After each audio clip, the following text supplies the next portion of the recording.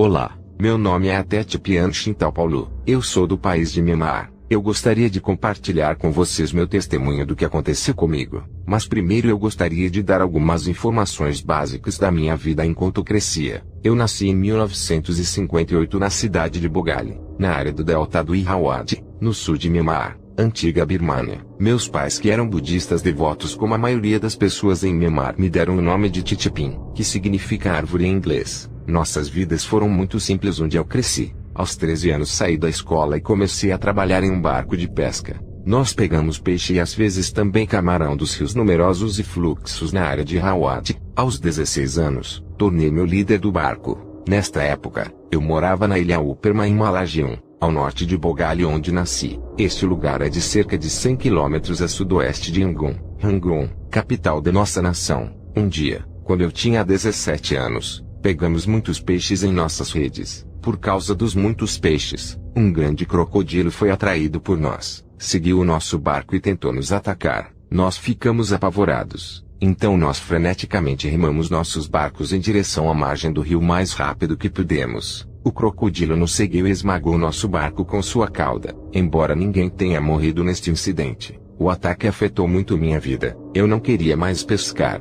Nosso pequeno barco afundou por causa do ataque do crocodilo. Nós tivemos que ir para casa, para nossa aldeia, naquela noite em um barco de passageiros. Não muito tempo depois, os patrões de meu pai o transferiram para Yangon City, anteriormente escrito Rangoon. Aos 18 anos fui enviado a um mosteiro budista para ser um monge noviço. A maioria dos pais em Myanmar tentam enviar seu filho para um monastério budista pelo menos por um tempo, já que é considerado uma grande honra ter um filho servindo dessa maneira. Temos conservado esse costume por muitas centenas de anos. Quando completei 19 anos e 3 meses de idade em 1977, tornei-me um monge normal. O monge sênior do meu mosteiro me deu um novo nome budista, que é o costume em nosso país. Eu era agora chamado de Unatapanita Zinturya. Quando nos tornamos um monge, não usamos mais o nome que nos foi dado no nascimento por nossos pais. O nome do mosteiro em que vivi é chamado Mandalai Kyaikazan Kyaini. O nome do monge sênior chamava-se Usadila Kyarnikan Sayadaw.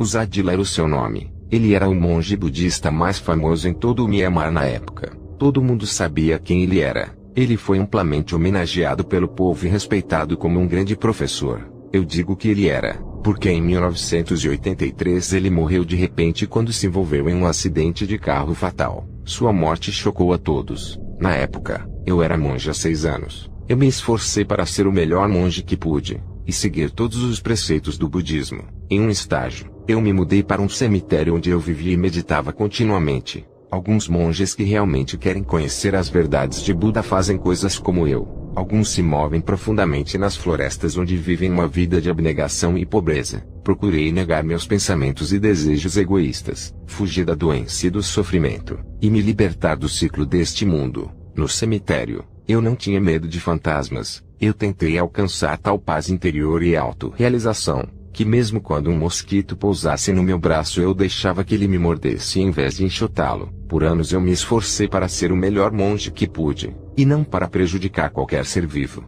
Eu estudei os sagrados ensinamentos budistas como todos os meus antepassados fizeram antes de mim. Minha vida prosseguiu como monge até eu ficar muito doente. Eu estava em Mandalay na época, e tive que ser levado ao hospital para tratamento. Os médicos fizeram alguns testes comigo e disseram que eu tinha febre amarela e malária ao mesmo tempo. Após cerca de um mês no hospital, eu estava piorando. Os médicos me disseram que não haviam chances de eu me recuperar, e me dispensaram para fazer planos para morrer. Esta é uma breve descrição do meu passado. Agora gostaria de contar algumas das coisas notáveis que aconteceram comigo depois dessa hora. Depois que fui dispensado do hospital, voltei ao mosteiro onde outros monges cuidavam de mim. Eu fiquei mais fraco, e estava caindo na inconsciência. Eu soube depois que eu realmente morri por 3 dias. Meu corpo decaiu e fedia a morte, e meu coração parou de bater. Meu corpo estava preparado para a cremação, e foi submetido a rituais tradicionais de purificação budista. Embora eu tenha desaparecido em meu corpo, lembro que minha mente e meu espírito estavam totalmente alertas. Eu estava em uma tempestade muito poderosa.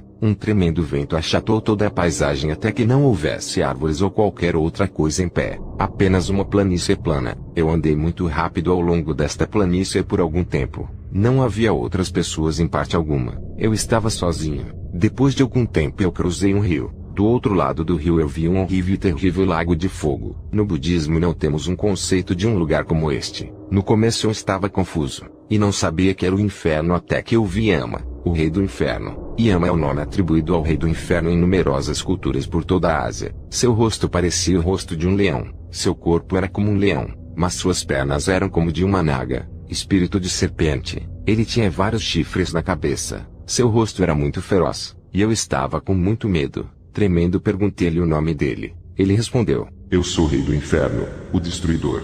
O rei do inferno me disse para olhar para o lago de fogo. Olhei, e vi as vestes cor de açafrão usadas pelos monges budistas em Myanmar. Eu olhei mais de perto e vi a cabeça raspada de um homem. Quando eu olhei para o rosto do homem, vi que era o Zedilak Arnikan Sayadaw, o famoso monge que morreu em um acidente de carro em 1983. Perguntei ao rei do inferno por que o meu ex-líder estava confinado a esse lago de tormento. Eu disse: porque ele está neste lago de fogo. Ele foi um professor muito bom. Ele até tinha uma fita de ensino chamada Você é um homem ou um cachorro, o que ajudou milhares de pessoas a entenderem que seu valor como seres humanos é muito maior do que os animais. O rei do inferno respondeu: Sim, ele era um bom professor, mas ele não acreditava em Jesus Cristo. É por isso que ele está no inferno.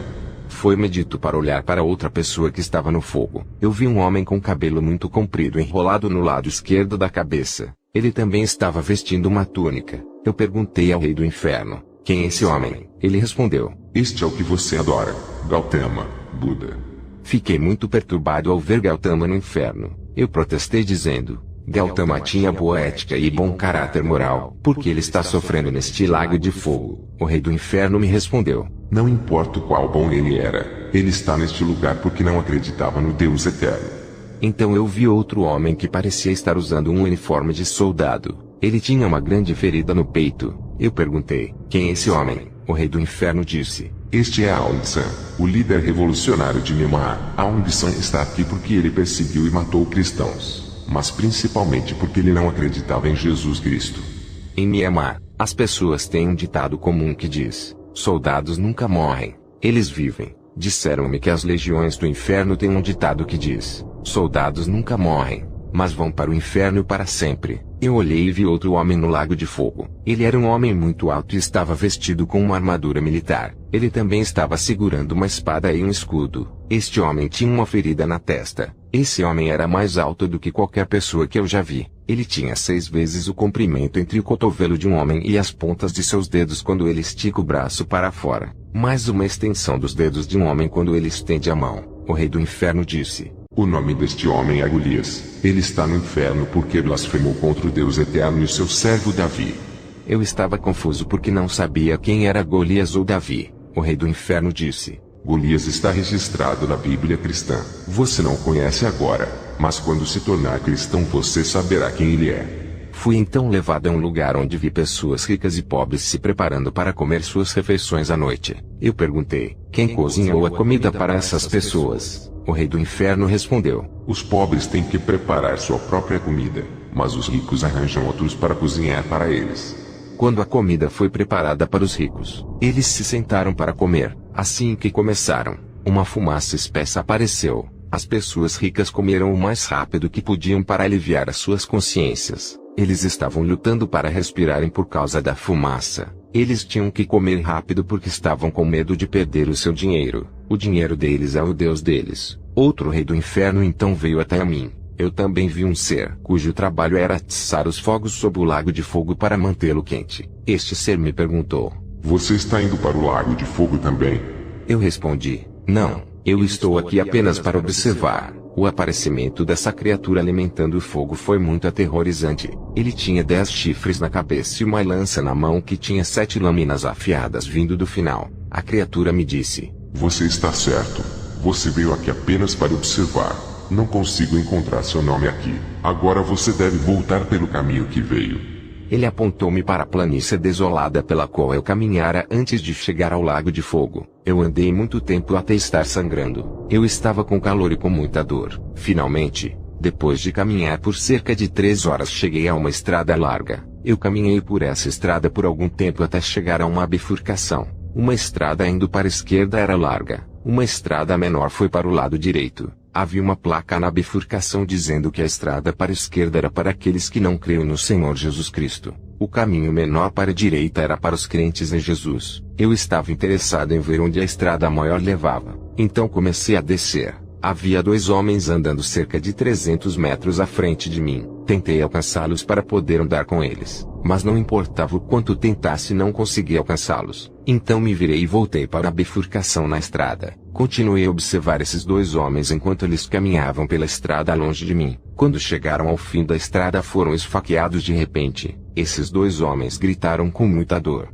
Eu também gritei quando vi o que aconteceu com eles. Percebi que a estrada maior terminava em grande perigo para aqueles que viajavam por ela. Eu comecei a andar pela estrada dos crentes. Depois de viajar por cerca de 1 hora, a superfície da estrada se transformou em ouro puro. Era tão puro que quando olhei para baixo pude ver meu próprio reflexo perfeitamente. Eu então vi um homem parado na minha frente. Ele estava vestindo uma túnica branca. Eu também ouvi belas canções. Oh, era tão lindo e puro. Foi muito melhor e mais significativo do que a adoração que temos nas igrejas aqui na terra. O homem de roupão branco me pediu para andar com ele. Perguntei-lhe, qual é o seu nome? Mas ele não respondeu. Depois que eu perguntei seu nome 6 vezes, o homem respondeu dizendo, eu sou aquele que tem a chave do céu. O céu é um lugar muito, muito bonito. Você não pode ir lá agora, mas se você seguir a Jesus Cristo, você poderá ir lá depois que a sua vida terminar na terra. O nome do homem era Pedro. Pedro então me pediu para sentar, e ele me mostrou um lugar ao norte. Pedro disse, olhe para o norte e veja Deus criar o homem. Eu vi o Deus eterno de longe. Deus falou com um anjo dizendo, façamos um homem. O anjo implorou a Deus e disse, por favor, não faça um homem. Ele fará o mal e o entristecerá. Mas Deus criou o homem de qualquer maneira. Deus soprou no homem e o homem voltou à vida. Ele deu a ele o nome de Adão. Então Pedro disse, agora levante-se e volte de onde você veio. Fale com as pessoas que adoram a Buda e que adoram a ídolos. Diga-lhes que eles devem ir para o inferno se eles não mudarem. Aqueles que construírem templos e ídolos também têm que ir para o inferno. Aqueles que dão oferendas aos monges para ganhar mérito para si, irão para o inferno. Todos aqueles que rezam para os monges e os chamam de pra, irão para o inferno. Cantam e dão vida aos ídolos irão para o inferno. Todos aqueles que não creem em Jesus Cristo irão para o inferno.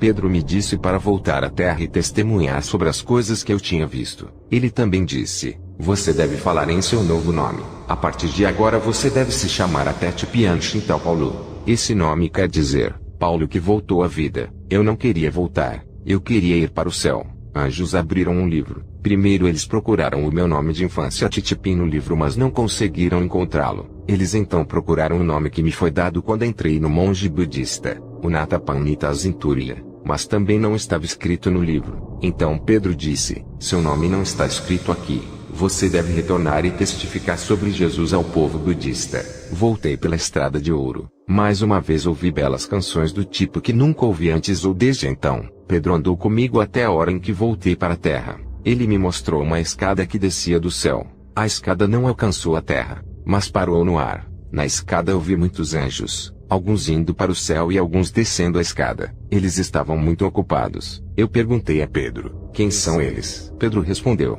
eles são mensageiros de Deus. Eles estão relatando para o céu os nomes de todos aqueles que creem em Jesus Cristo e os nomes daqueles que não creem.